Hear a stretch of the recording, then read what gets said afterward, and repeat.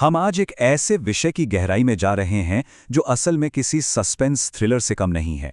जरा सोचिए, स्मार्टफोन पर बस कुछ टैप किए और भारत की सबसे प्रीमियम रियल एस्टेट का एक हिस्सा बुक हो गया, वो भी बिना किसी भारी भरकम कागजी कार्रवाई के। सुनने में बहुत शानदार लगता है ना? लेकिन आज के इस विश्लेषण में हम रियल एस्टेट टोकनाइजेशन फ्रॉड के पीछे के काले सच से पर्दा उठाएंगे। ये एक ऐसी बीमारी की तरफ फैल रहा है जो सीधे छोटे और आम निवेशकों को अपना शिकार बना रही है। सोशल मीडिया स्क्रॉल करते हुए ऐसे विज्ञापन तो बहुत दिखते हैं। Blockchain powered fractional real estate ownership, ये वो जादुई लाइन है जिसे धोखेबाज अपने सबसे बड़े हथियार की तरह इस्तेमाल कर रहे हैं। ये सीधा हमारी उस चाहत पर वार करता है जहां हम सब बड़े और महंगे रियल एस्टेट से मुनाफा कमाना चाहते हैं। ये पिच इतनी असली और हाईटेक लगती है कि कोई भी पहली बार में इस पे यकीन कर ले। लेकिन सच्चाई बेहद डरावनी है। वो ऐप, वो बस एक खूबसूरत झूठ है। असलियत में निवेशकों के हाथ कुछ नहीं आता, कोई जमीन नहीं, कोई प्रॉपर्टी नहीं। लोग असल में सिर्फ डिजिटल हवा खरीद रहे हैं। पैसा बैंक खाते से कट जाता है और बदले में क्या मिलता है? बस एक स्क्रीन पर चमकते हुए कुछ झूठे नंबर। तो चलिए इस पूरे मायाजाल को डिकोड करते हैं। आज के इस इन्वेस्टिगेशन ब्लूप्रिंट में हम बात करेंगे real estate illusion, 8 step scam playbook, असली धोखाधड़ी के मामले, legal title reality, smart contract का धोखा और आखिर में सुरक्षा के 7 अहम सवाल। पहला भाग, द रियल एस्टेट इल्यूजन। आइए देखते हैं कि बाहर से ये सब इतना असली कैसे लगता है। मजेदार बात यह है कि ये धोखेबाज कोई नया कॉन्सेप्ट नहीं गढ़ते। वो अमेरिका और सिंगापुर में चल रहे बिल्कुल वैध और लीगल रियल एस्टेट मॉडल्स की बस नकल कर लेते हैं। वो इन भारी भरकम विदेशी शब्दों और ब्लॉकचेन जैसे टेक जार्गन्स का इस्तेमाल करके भारतीय निवेशकों को एक पूरी तरह से नकली डिजिटल प्रॉपर्टी बेच देते हैं। ये सब सिर्फ एक मुखौटा है, अंदर से पूरा सिस्टम खोखला है। दूसरा भाग, द 8 स्टेप स्कैम प्लेबुक। अब आते हैं इनके काम करने के तरीके पर। ये कोई छोटी मोटी चोरी नहीं है, बल्कि एक पूरी इंडस्ट्री की तरह काम करता है। पहले 4 कदम जाल बिछाने के लिए होते हैं। सबसे पहले सोशल मीडिया पर बड़े बड़े विज्ञापन देकर लीड जनरेशन की जाती है। फिर ऑनबोर्डिंग के नाम पर पैन और आधार कार्ड मांगे जाते हैं ताकि सब कुछ एकदम लीगल लगे। तीसरे कदम में यूपीआई या क्रिप्टो के जरिए फंड्स लिए जाते हैं। और फिर आता है चौथा कदम, वो चमचमाता हुआ डैशबोर्ड जो झूठे टोकन बैलेंस दिखाता है।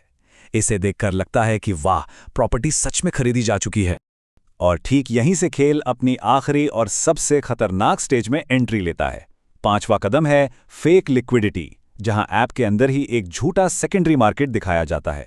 6वां कदम है यील्ड थिएटर, जहां हर महीने झूठी रेंटल इनकम दिखाई जाती है ताकि लोग लालच में आकर और पैसे लगाएं। लेकिन असली खेल तब शुरू होता है जब कोई अपना पैसा निकालना चाहता है। 7वें कदम में अचानक से टैक्स या वीआईपी अपग्रेड के नाम पर मोटी फीस मांग ली जाती है। और आखिरी 8वां कदम, सारा पैसा गायब, ऐप बंद और प्रमोटर्स रफू चक्कर, पूरा का पूरा पैसा साफ। तीसरा भाग, documented real world fraud cases. और ये सब सिर्फ हवाई बातें नहीं हैं। ये टाइमलाइन साफ दिखाती है कि ये क्रिमिनल नेटवर्क कितने शातिर हैं। अक्टूबर 2021 में कॉइनकेक नाम के प्रोजेक्ट पे पुलिस की रेड बढ़ी, जहां थोक के भाव में नकली पैन और आधार कार्ड मिले। फिर शाइन सिटी का मामला देखिए। ये एक जमीन घोटाले के तौर पे शुरू हुआ और बाद में खुद को क्रिप्टो के आल में छिपाने लगा, जिसके बाद फरवरी 2026 में दुबई में इसके प्रमोटर की गिरफ्तारी हुई। इसके अलावा जनवरी 2026 में एनफोर्समेंट डायरेक्टरेट ने रमीफी टोकन स्कीम में भी भारी संपत्ति जब्त की है। तो ये साफ है कि ये कोई आम ठग नहीं है, बल्कि ये एक इवॉल्विंग और खतरनाक सिंडिकेट है। चौथा भाग, द लीगल टाइटल रियलिटी।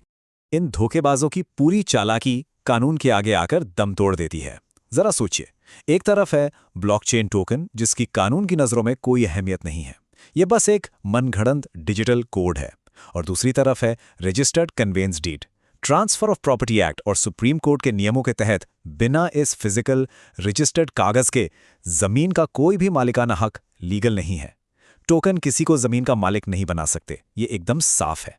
तो क्या इसका मतलब यह है कि रियल एस्टेट में छोटा निवेश या फ्रैक्शनल ओनरशिप नामुमकिन है? बिल्कुल नहीं, ये मुमकिन है, लेकिन इसका एक बहुत ही सख्त कानूनी ढांचा है। 2024 में सेबी ने MSM REIT फ्रेमवर्क पेश किया। ये एक रेगुलेटेड तरीका है जहां रिकॉग्नाइज्ड एक्सचेंजों के जरिए निवेश किया जाता है। यही इकलौता लीगल और सुरक्षित रास्ता है। अगर कोई भी प्राइवेट ऐप बिना रजिस्टर्ड सेल एग्रीमेंट के रियल एस्टेट बेच रहा है तो वो सीधे सीधे रेरा कानूनों का उल्लंघन कर रहा है। 5वां भाग, द स्मार्ट कॉन्ट्रैक्ट डिसेप्शन। अब जरा इस तकनीकी मायाजाल के पीछे छिपी असलियत को देखते हैं। वहां हमें पॉज फंक्शंस और अनलिमिटेड मिंटिंग जैसे खतरनाक कोड कमांड्स मिलते हैं। वैसे तो ब्लॉकचेन को डिसेंट्रलाइज्ड और सुरक्षित माना जाता है, लेकिन इन चालाक कमांड्स के जरिए स्कैमर्स के पास पूरा का पूरा कंट्रोल होता है। वो जब चाहें ट्रांसफर्स को तुरंत फ्रीज कर सकते हैं या बिना किसी लिमिट के हवा में अनगिनत नए टोकन छाप सकते हैं। सच कहें तो ये पूरा का पूरा तकनीकी सिस्टम अंदर से एकदम खोखला है। हकीकत में कोई केवाईसी वाइटलिस्ट नहीं होती, सरकारी प्रॉपर्टी रजिस्टर में एक भी अपडेट नहीं जाता, और वो ब्लॉकचेन हैश जिसे ये लोग सिक्योरिटी का सबसे बड़ा सबूत बताते हैं ना, वो अक्सर सिर्फ एक साधारण सी मार्केटिंग पीडीएफ फाइल का लिंक होता है।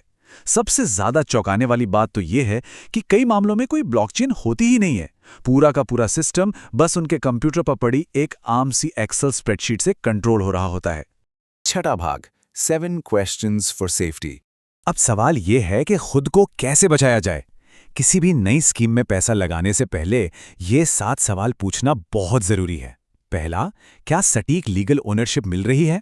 दूसरा, क्या कोई असल फिजिकल डॉक्यूमेंट्स दिखाए जा रहे हैं? तीसरा, क्या वो प्लेटफॉर्म सेबी से रेगुलेटेड है? चौथा, क्या गारंटी के साथ रिटर्न का लालच दिया जा रहा है? पांचवा, क्या नए लोगों को जोड़ने का भारी दबाव है? छठा, क्या पैसा किसी सुरक्षित एस्क्रो अकाउंट में जा रहा है? और सातवां, क्या बिना किसी टैक्स या वीआईपी अपग्रेड के पैसे आसानी से निकाले जा सकते हैं? ये छोटी सी चेकलिस्ट किसी भी बड़े खतरे को पहचानने का सबसे तगड़ा हथियार है। तो इस पूरे विश्लेषण के अंत में एक बहुत ही अहम सवाल छूट जाता है।